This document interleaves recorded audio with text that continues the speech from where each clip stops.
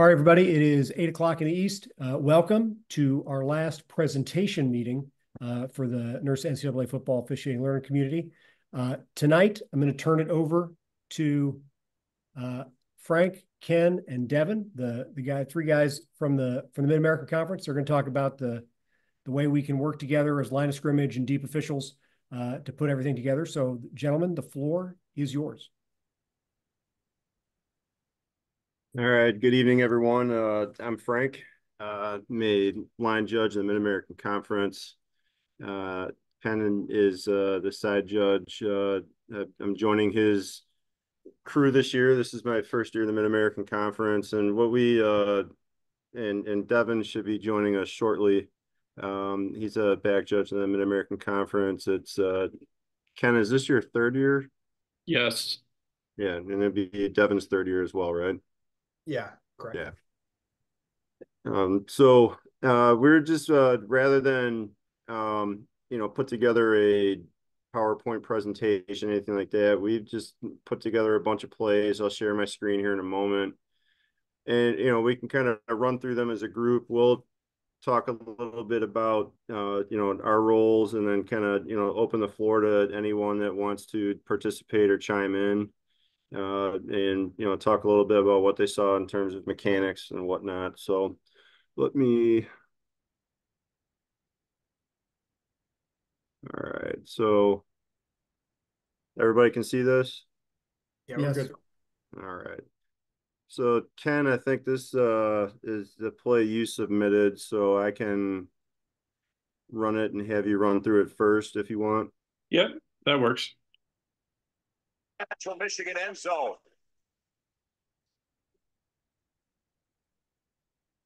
Smith. Oh, he lobs it deep. And it is dropped. Wow. A late flag, though. High risk, high reward. They were going for Hamzy El-Zayat on that far side. The ball not well thrown. Chris Creighton's trying to work the officials over there. Let's see where this flag was thrown and how it plays out. Defense, number 3. 15-yard penalty from the previous spot.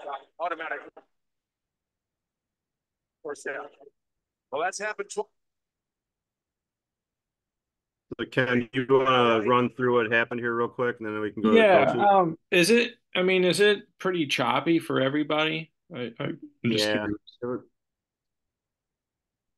Okay. So, the topic of our discussion tonight was teamwork makes the dream work.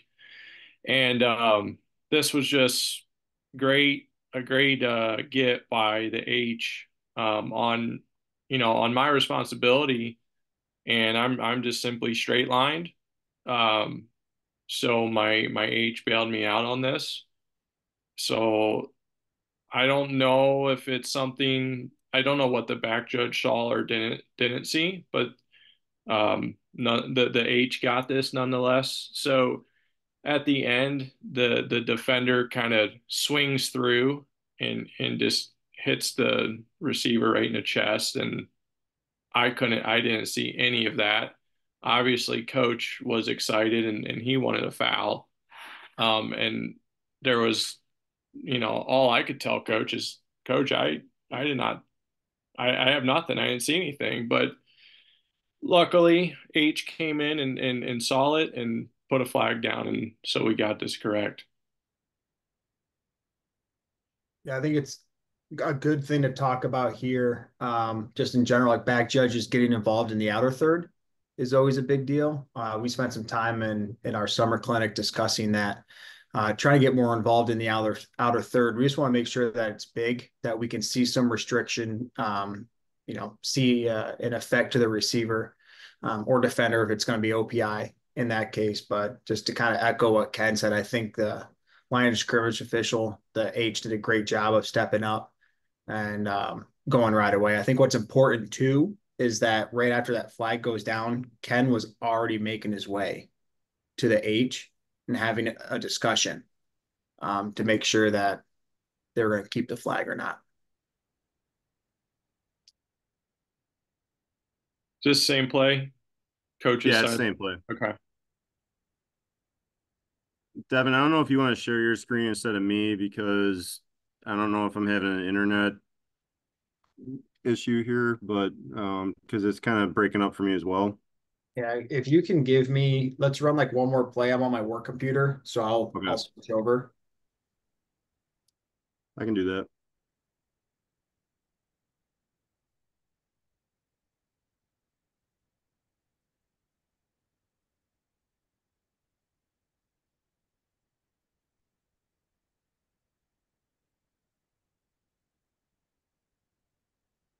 You want to try to do the second one, Frank? Yeah, the second one, this is a really good example when we get to it of transitioning from your initial responsibilities as the play develops. Hopefully we can get there. But I think it's a great example of making sure that your eyes are where they're supposed to be as the play develops and not sticking with your initial responsibility too long.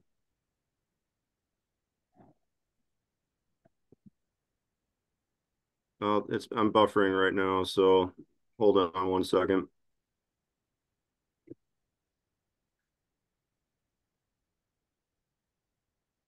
All right, here we go. Hopefully.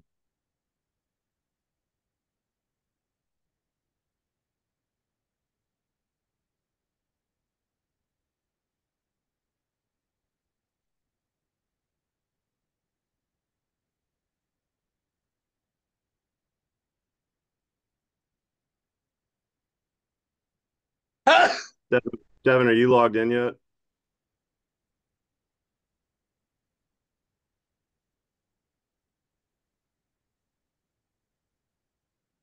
Let's see if this works here. Because I can stop sharing if that's the case, if you're in.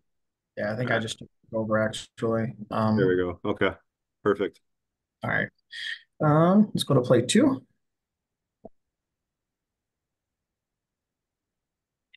All right, here we go.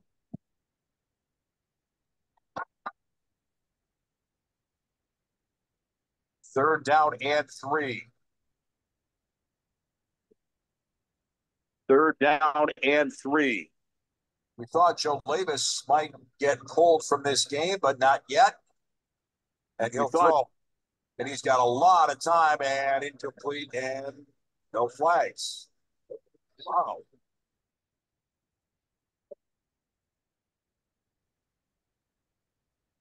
So let's run this back real quick. Levis might get. There's a lot to talk about on this. Yeah. Yeah. You want to go coach's sideline for this? Because we can talk about a few things here, I think.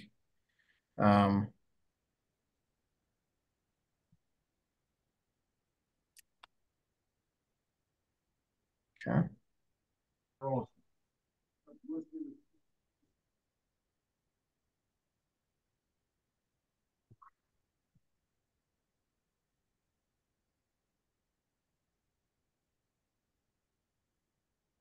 So we just go from the beginning.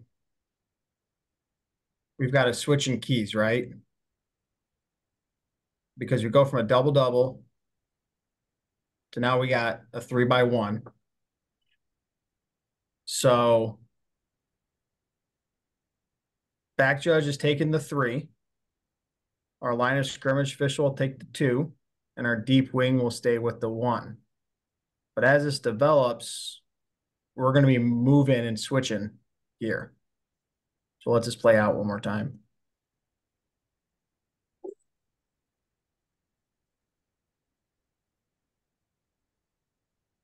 Does this guy come All from? right, can you stop it? I was say, can you go back and stop it before the contact? Yep.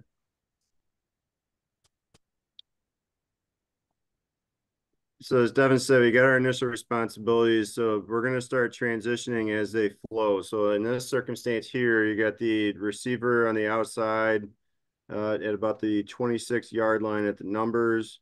That's a receiver that the deep wing is likely going to transition to as these routes develop. The receiver that's at the 39-yard line, that's kind of starting to head toward the hash marks. That's going to be a receiver that's going to be picked up by the back judge. And then you have the receiver at the 33-yard line that's in the middle of the field. Ken, would you say that's somebody that you're going to be looking at if you're the deep wing on the top of the screen? Yeah, so I was top of the screen here, and the guy that ultimately gets fouled was my initial key or initial responsibility. But my eye started to shift to the guy here at the 32. So by the time the foul happens, it's instead of being 1,000% sure from 50 yards away, I was like 85% sure. And so at that, I'm not throwing my flag from 45 yards. Yeah. No, you're spot on there, right? So in this circumstance, what needs to happen is the line of scrimmage official at the bottom of the screen needs to recognize when to release that initial responsibility. And I think it's important to, that as opposed to referring to it as keys and referring to it as initial responsibility, it kind of gets that thought in your mind that, yes, initially that's who I'm checking on, but at a certain point as the play progresses, I may have to release that person and start to zone up. So when you're zoning up, you're going to be going from the line of scrimmage for about and I mean, Nick, correct me if I'm wrong, it kind of got like a 10-yard window there. So the player who's contacted the short wing on the bottom of the screen should be all over this. And I think arguably the short wing at the top of the screen could have a look at it as well, because there is a receiver that comes into that official's area late, but that receiver is not threatened at all. So that's why it's important to make sure that you keep your field of vision wide when you are switching to zone, so that way you can pick up more action and you're not zeroed in and you don't have tunnel vision on one particular player, because as that receiver that's at about the 23-yard line at the hash is in your zone, there's no threat there. So you need to open up and look where the threats could be, and that's at the 25-yard line at the opposite hash. Yeah, I think the threats are the phrase they've been using the past couple of years is free of foul, right? We're not going to leave our initial responsibility if he's not free of foul or free of fouling.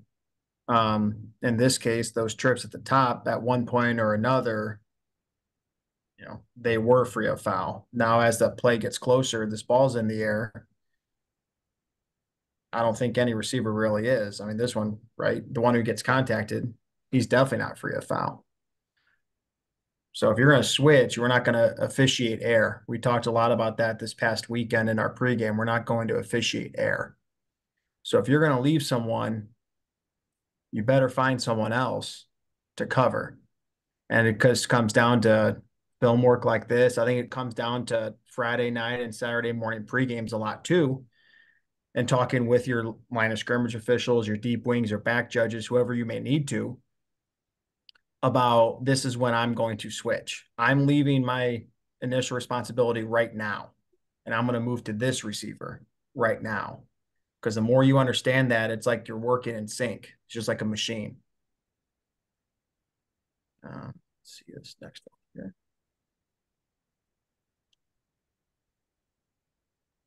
Frank, back to your point that you were making while Devin's in the play up. Yeah, once if you're on the top of the screen on that play as line scrimmage official, your guy is free of foul, so we should be working in the belt anyway. We should be working in that 5-yard belt to see things. So we might be in a situation where both line scrimmage officials see that contact.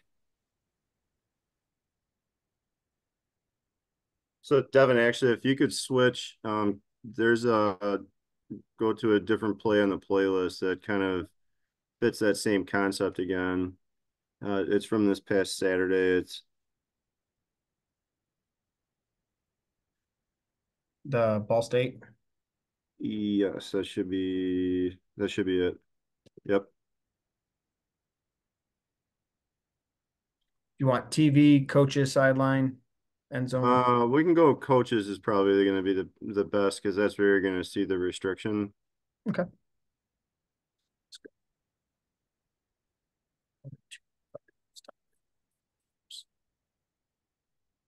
So in this circumstance, I'm going to be at the bottom of the screen. So we'll talk about, taking the snapshot of the formation at the snap. So here you're going to have trips to the left. You do have a back, and you're going to have a tight end at the top. So you can let it run a little bit. So can you go back? That went a little choppy. Yeah. As the play develops, my initial responsibility ends up running his route toward the back judge. The number 3 receiver, who's the tight end, who's the back judge's initial responsibility, crosses that receiver and starts to kind of come into my area or in my zone. So as I'm watching that switch, I noticed that there's a grab and restrict at the top of the route. And I ended up throwing my flag a little late. I could have thrown it earlier. But, and I didn't get it to the correct spot either, unfortunately. But, the main thing here is in terms of switching responsibilities, even though the field judge's initial responsibility here isn't necessarily free of foul, he was able to get a little bit of a look here by keeping his field of vision open as well and transitioning once the ball was in the air. So he was able to have a little bit of a say on what I threw, and we had a discussion about it. Which I think is important because I went to him because I wasn't confident in the numbers, so we were able to talk about the restriction as well. But I think this is and again, another good example of transitioning from your initial responsibility and picking someone else up as the route progresses. Devin, or you guys want to chime in? I'm just wondering, because this was on the back judge's initial responsibility. So is there a conversation at all with he did not see it. So I think he had, when it had occurred, I don't want to speak for him, but I believe that he had already switched to my initial responsibility, but I don't believe that he saw the restriction that I saw. it And makes he sense. may have been blocked out by that defender as well that was in front. Yeah. Yeah. Just always good if you got a flag on your key, should always be involved in that conversation. Yeah, that's a good one. And Frank, I know like you and I talked about this a little bit before. I know you were going between like a defensive hold or a DPI. Do you want to talk about that conversation, that process at all? Yeah, I can. So, I see the quarterback still has the ball in his hand when I see the jersey pull as he's breaking off in his route. And you can kind of see it here in the top left of the screen. It's number 85 is the receiver, the tight end who's going to get fouled. 21 is going to grab him there. There's a little bit of a continual grab that I don't know that you could necessarily characterize the rest of the restriction to be material enough to warrant a foul on its own. So when I threw the flag, I was categorizing it as a defensive hold.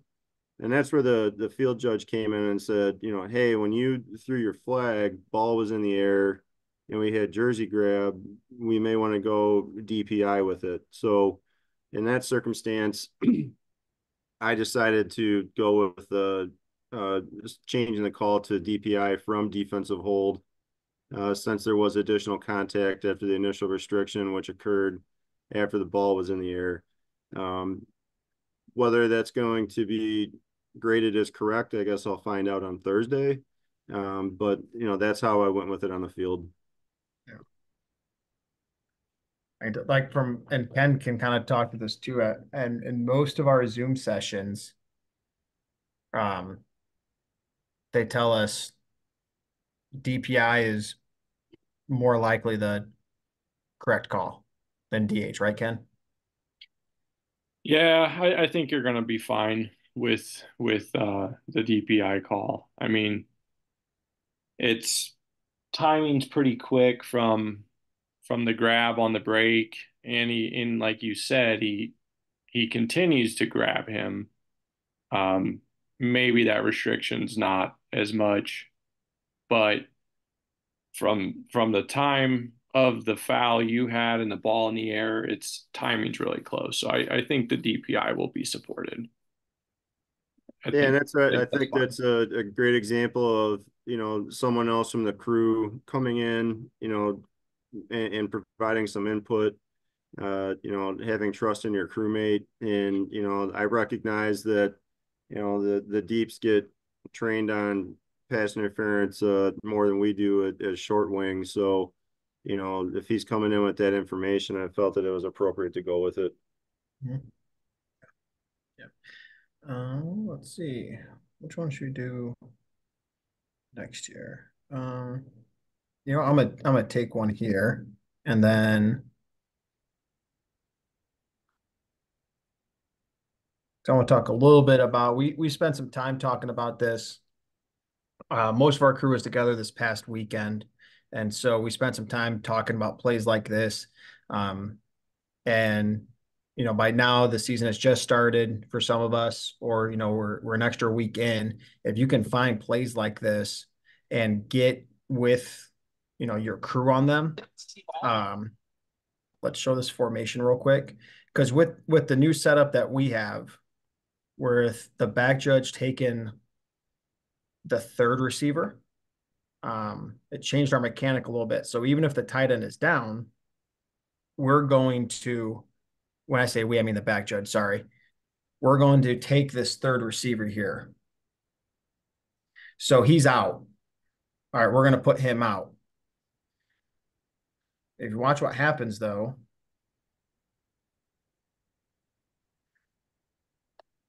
he stays in the block. So we watched a few plays like this, and we did exactly what I was talking about earlier. As soon as they stayed in, I called out, so example, I'm off him. When he has that delay to go block, I'm off, and I was moving to the 2, who is this guy here at the 15 running towards the 10 now, like in the corner. But if you've noticed in that short amount of time, what did the third receiver do? He went out for a pass. So when I'm talking with the line of scrimmage officials, it's, hey, you need to understand, if there's a delay or if he comes in the block, I'm moving to your key. You need to slide to mine, because what ends up happening here is some pretty good restriction by this number 8 on defense. We'll try to let this run through here. I know it's choppy. It's not the best, but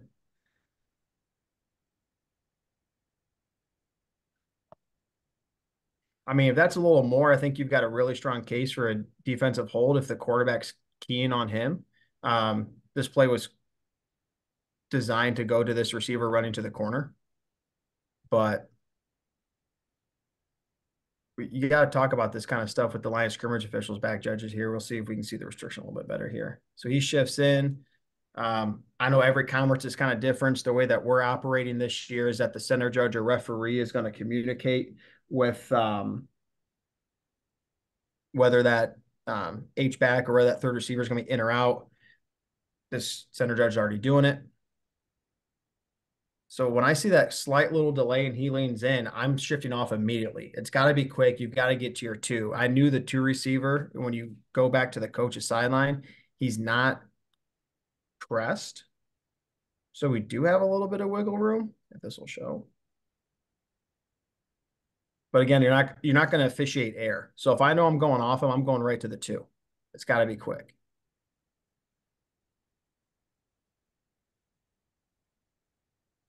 Let's see. Also, no, I'm not a deep wing, but Ken, you want to talk about position a little bit here from the start? Just because I know that was also a pretty big talking point this year at our clinic. Yeah, so kind of the positioning is 25 and in, goal line. Once we get to the 15, we're going to be all the way back to the line, 4 yards off the field. Before the 15, they want 2 yards, but you're never going to, it's never an issue if you're back further. So I would say from where it snapped, he's exactly where he's supposed to be. Yeah. If you watch too, this play develops. I know it's a little hard to see, but that line of scrimmage official comes right down. He's a lot farther than deep wing is, but you never know. He might see a foot out before the deep wing does. He might see something different. If it's a pylon play, he might be able to give some help. If he sees the ball in front of the pylon instead of behind the pylon, any sort of information can help there. Let's see here. Frank or Ken, you have one that you want to show? Otherwise, just run right play any of them, Devin. All right, let's do it then. And if anyone else has anything to chime in with, please do. I mean, that was kind of our hope, our idea, just to open discussion. Let's go to I know it's going to be a little loud at first, but I think the TV is good here, and then we'll work coach's sideline. Yeah, because he's got a guy covered up. You don't want to loft one out there and give them a chance. So now on second down, they loft to the left side of the end zone. It's caught. Was the reception made? No, it's incomplete. Ian Strong was the intended receiver. We'll go one more, and we'll hit that coach's sideline after this. Because he's got a guy covered up. You don't want to loft one out there and give them a chance. So now on second down, they loft to the left side of the end zone. It's caught. Was the reception made? No, it's incomplete. Ian Strong was the intended receiver. All right, so really on the field, it's an incomplete pass. What ends up happening is this goes to review, and they've got a shot where you can see the cleat or maybe the toe, like edge of toe, ends up hitting inbounds, and the reverses to a touchdown. Now, this is the back judge in the deep wing, in my opinion, did everything the right way. This is one of those plays that replay was created for, is all. So when we get these pylon plays, like what we talk about here is, let's look at the positions real quick of all three. All right. Frank, you want to talk about line of scrimmage at all? Good position. Where do you want to be on these? Are you helping with anything? Could you help with anything? Yeah, I mean, I think in this circumstance, you want to be able to step up where the line of scrimmage official is, so that way you can help out with, looking at feet, because the ball is going to the corner of the end zone. There's a chance that the sideline is going to be threatened. So you want to be able to provide some assistance to your sideline partner who's deep. So I think this official is in a good spot. And my preference is, not to be moving in this situation, and try to stay stationary. But that's what works for me. And there's not a ton of movement here, but there is a little bit of movement that you can see from the short wing. Yep. Let's see. Can we talk a little bit on like the IP and then what you're doing as this play develops? Yeah, I would say what they tell us. So initial position is fine. And then what they tell us is if the back third of the end zone is threatened, they do want us to leave the goal line and float down. How far down are you guys going? Uh, that is I've never seen that in writing. Mhm. I think it's just what, kind of what feels natural for you. But I mean, I would say maybe 3 or 4 yards. Okay. I always wonder. I mean, it's like us with the end line, right? They want us coming down. Like back judge here does a good job. He steps up, straddles it. I know some like to move down the end line. My thing personally is I'll move for like the high floaters. So I may have gone a step or two towards that sideline, but when we're at a mesh point with like defender and receiver, so if I know there's some contact or some action, I'm not going to move. I'm going to stop. Or if we're getting near that time of catch, I'm going to stop. So sometimes I move a step or two towards the sideline. Sometimes I do exactly what this back judge does, and I just settle in and get myself in position to make the call. Again, I mean, back judge does everything right. He makes a ruling. He's in good position. He comes in and comes in pretty strong with an incomplete signal. Deep wings got it too. There wasn't a discussion. And like I said, if you were to watch the replay, it's the edge of a toe hits inbounds, and this is why replay got put into football. One thing that we talked about, because this play was actually at our clinic, was on these kind of plays along the end line, back judge has to own it. So he's going to take this the whole way.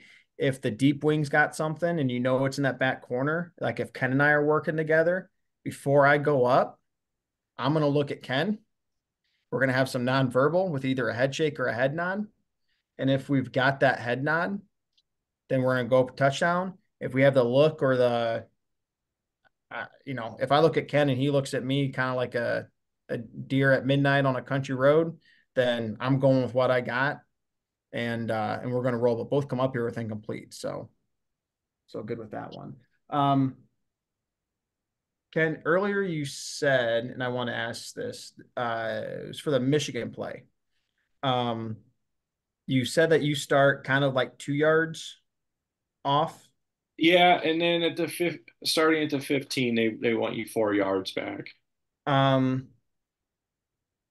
Will you still move deeper if the play's coming at you, even if you're at the 15, or like until that, like, so snaps at the 20, right? You'll be 2 yards. If they're coming at you, are you working deep, or are you just holding that 2 yards off? How does that work? Do you mean like if a runner's trying to make a play at the pylon, like yeah, like one of those kind of, yeah. I mean, back up and keep backing up, as try everything you can to not leave the goal line. Okay. But yeah, definitely you can back up. Let's go up to one of these.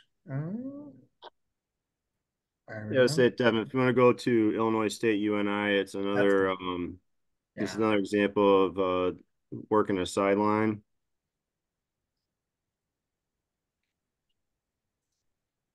There we go. I remember watching these last night, and that was one that caught the attention a little bit. Yeah, so this is a great play to discuss, mechanics for sideline catches. So let's get facility recently opened, but so we're gonna have a pass that's gonna go to the right side. And what I like to do, and this is a situation where I was not working with my normal crew, and my sideline partner and I had only worked together one other time.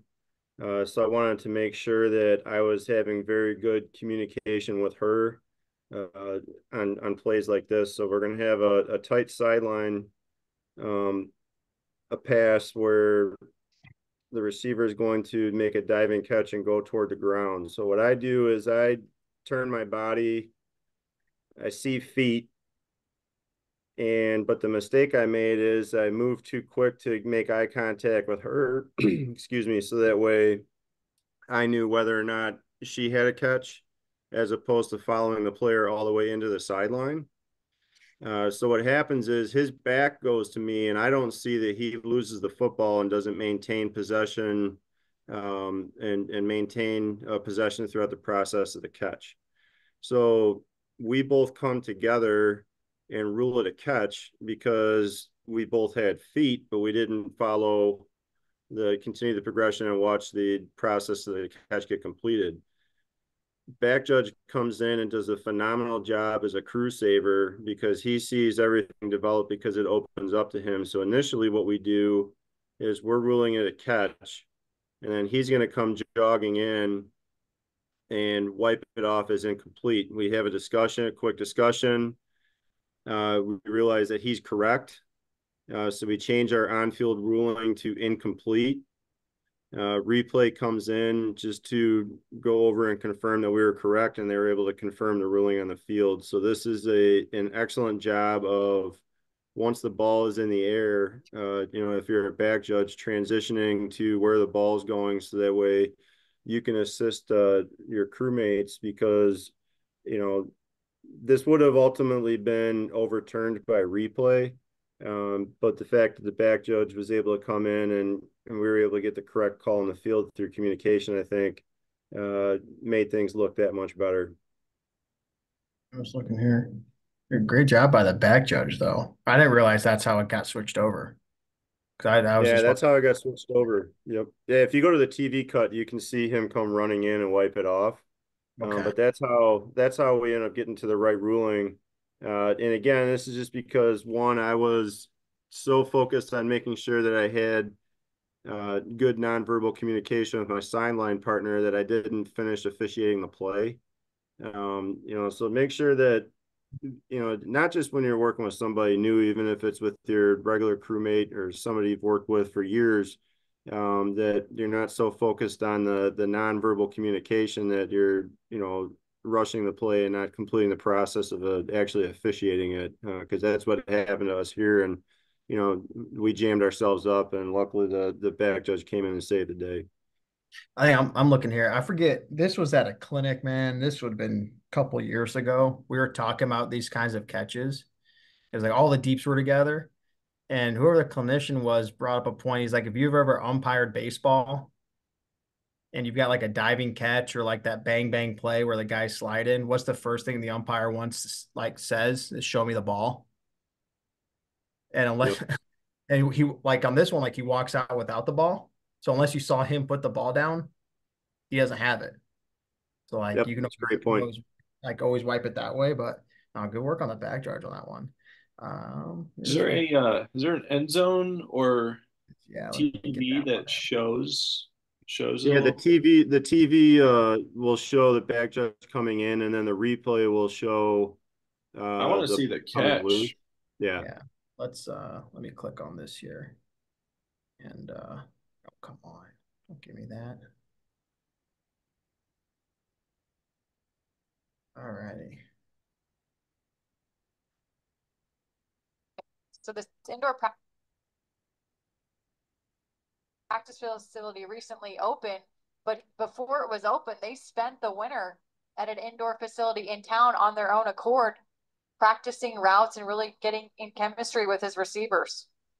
Zach, time, good coverage. He's going to throw to Sobkowitz, and they're going to say he made the reception, and I think he's going to get a first down. Holy smokes. Another one of those outstanding sideline catches by Sobkowitz. Now, the back judge came flying in and said that was not a reception, so we'll probably get another review here. I don't know. I think his foot is down, and it looks like he has control of that ball. That's good. But he doesn't.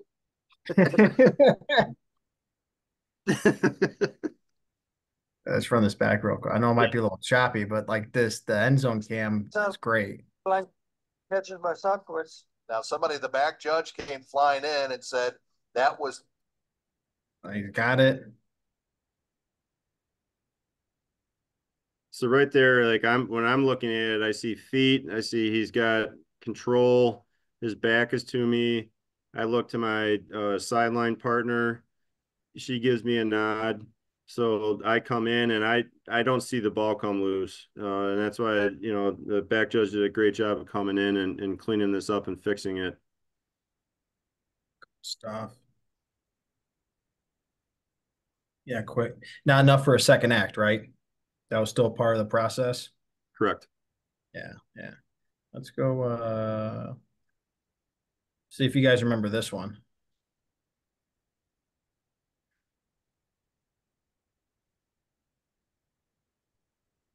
OPI. No.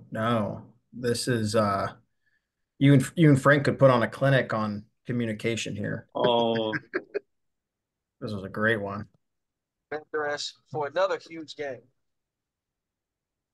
So give this time up to Tice, finds a seam. Inside the 20, still going. Travis Tice, 5, touchdown, South Dakota. Wait to see if the other ref was going to call him out or maybe not, but I guess it is a touchdown. This is just great balance and effort. You notice again the patience right there at the line. Wait for the opening, set up his own block by running off the man and then avoiding that tackle. I mean, let's go coach's sideline here. You guys want to talk a little bit about these like tight, catwalks down the sideline here and how line of scrimmage and deep wing should be working together on these? Ken, do you want to go first?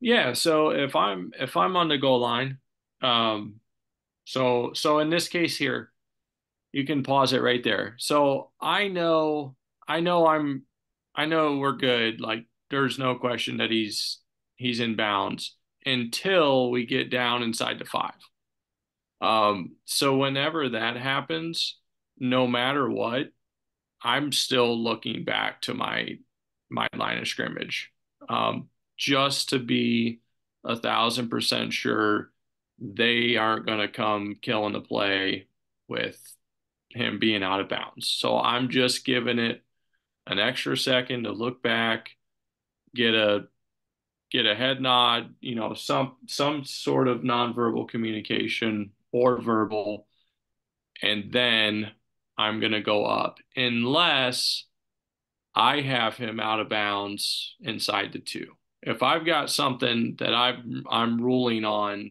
that is inside the 2, then that's on me to make that determination. But if I know I have a touchdown and we've got feet somewhat close to the sideline, I'm looking back, pausing, and going very slow.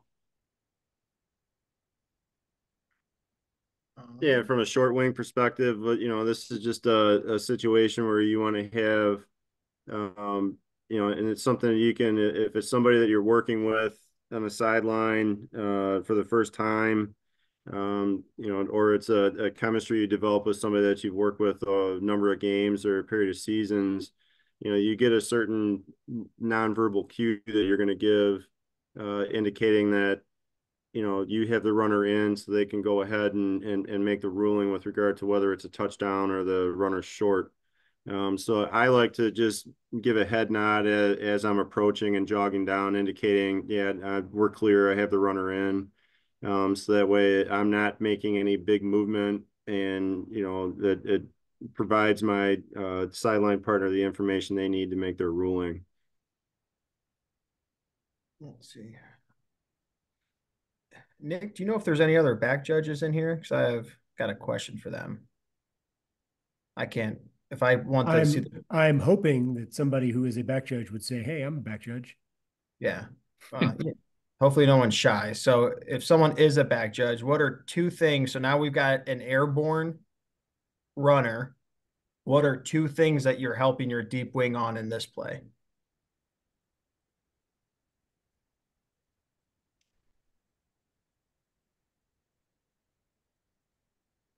There's no way I'm the only back judge on this call, right? What about hopeful back judges or potential? I've done back judge a couple times, so I'll throw my hat into the ring. All right, let's see it. Yep. So there's two things you can do on this play. Well, obviously, I'm looking to see if the ball gets across the goal line. Yep. Because I'm not going to be able to help with the sideline. Yep. And then I'm also looking to see where the ball is relative to the knee in this situation, hitting the ground. Yep. All right, good. So there's one. With that, there's one more that you could. Could you also help with possession of the ball if he has firm control the whole way crossing the goal line? Yeah, so maybe there's more than two things. I may have messed this up. What are all the things back judge you could help with? So we had the first two. We've got possession, right, in case that ball comes loose. There's one here, so we know we've got contact, right? This pylon gets contacted. Can we help Deep Wing with anything on that? Or any pylon play? If we see the ball hit the inside of the pylon? Yeah, where's the ball relative to the pylon, right? When that gets contacted. Because you have potential goal line. Not just this play, but any play in general. Where's the ball in relation to the pylon in case you do have a potential goal line extended play? So like you said, the three of us were on this one together. I was no help on the sideline. He had good possession. We were fine across the pylon. So we checked all of our boxes and everything was fine. But yeah, I thought that'd be a good one for us to kind of go, unless Frank or Ken, you have one, if you guys got another one you want to show. We can show an onside. Well, I don't know if we can show an onside kick. I added it in. Yeah, go for it. Yeah. Bottom? Yes. I won't take too long, Nick. No, let's do it. I think the onside kick. I didn't even think about doing onside Go for it.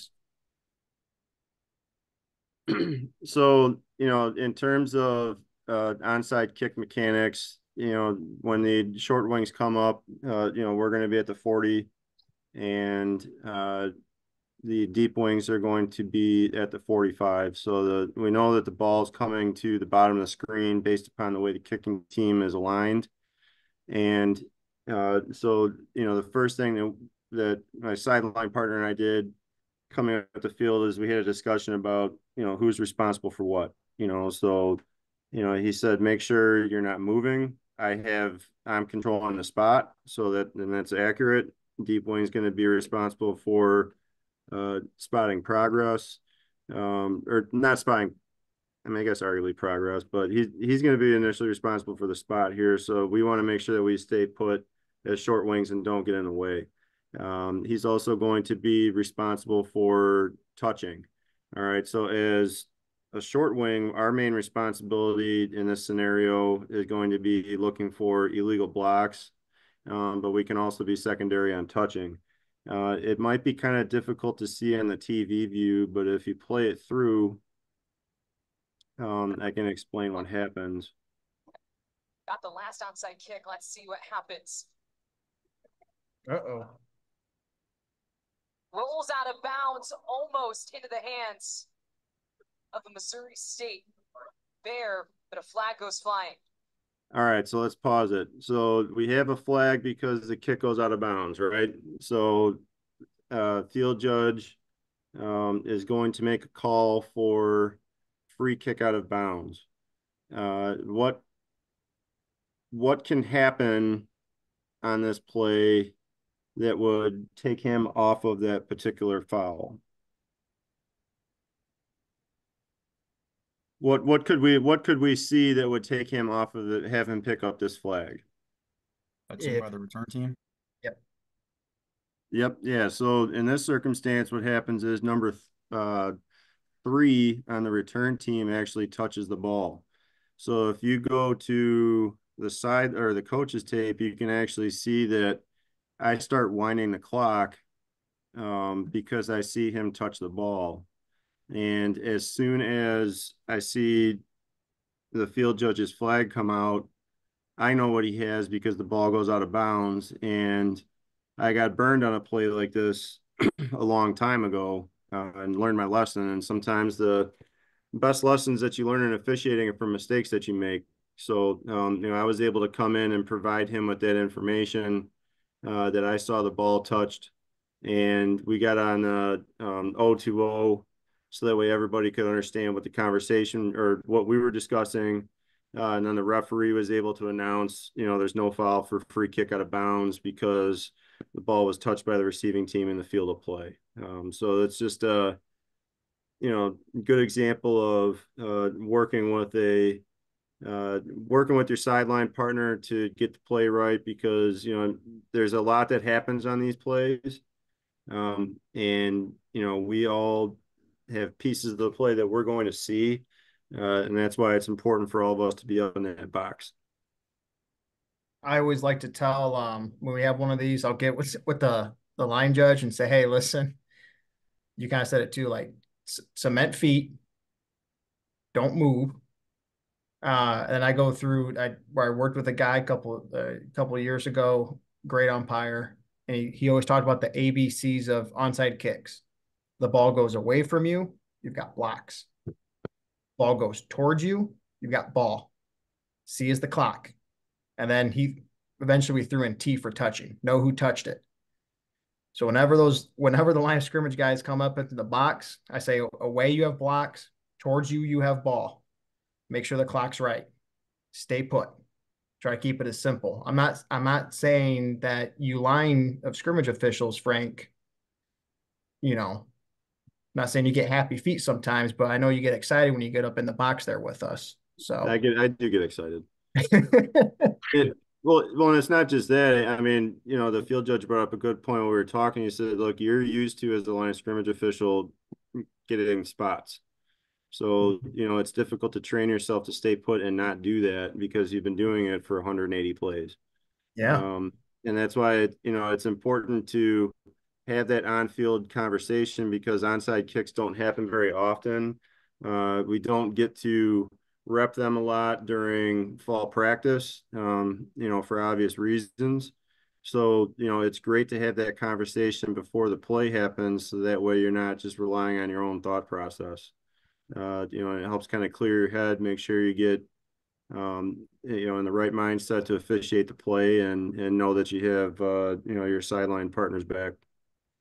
Perfect. All righty. Well, thanks for going through some technical stuff with us, as always. Whenever Frank and I try to do meetings that involve film and Zoom, we always have technical issues, right, Nick? Yep, seen it in person. Yeah, and in-person meetings too. You're right. Yeah.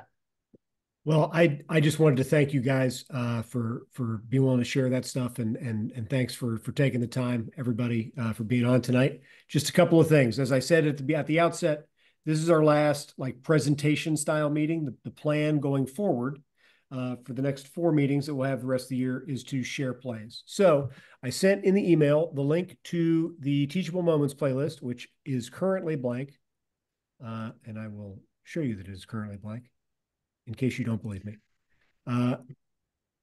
You can see it there. Please just go in. If you've got a play that you want to share, put your name, is it a huddle play? Is it an Exos play? Is it a DV Sport play? If it is an Exos play or a DV Sport play or a huddle play from a league that I have access to, I will download it. I will put it on YouTube ahead of our meeting so that you can see the play. If you are not in a group that I have access to, I can't do that, but that means that I will just let you share your play when it is your turn in the meeting. And this is a live document for the rest of the season. We'll get through as many of the plays that get shared in 2 weeks as we can, and whatever we don't get to, we'll put in the bank for the next 2 weeks, and we'll keep adding to the list. So ideally, we've got 4 meetings left where we can go through this. In addition to that, this is where I was. Yeah, I sent this. Is this something different now? I hope. Yeah. Yep. I sent this in an email too. I put it together last week. Maybe it's helpful, maybe it's not. I don't know. Something to guide the discussion around the 2-minute timeout for your crew meetings on the field. If you want it, print it. If you don't. Whatever, your call. But that's all I've got for tonight. Thank you guys. Really appreciate your willingness to jump in and share. And that's all I've got. So thanks, everybody. Enjoy your week. Have a great game this weekend, and hopefully we'll see you here in 2 weeks. Thanks. Good luck this weekend, everyone. Good luck, everyone. Thanks.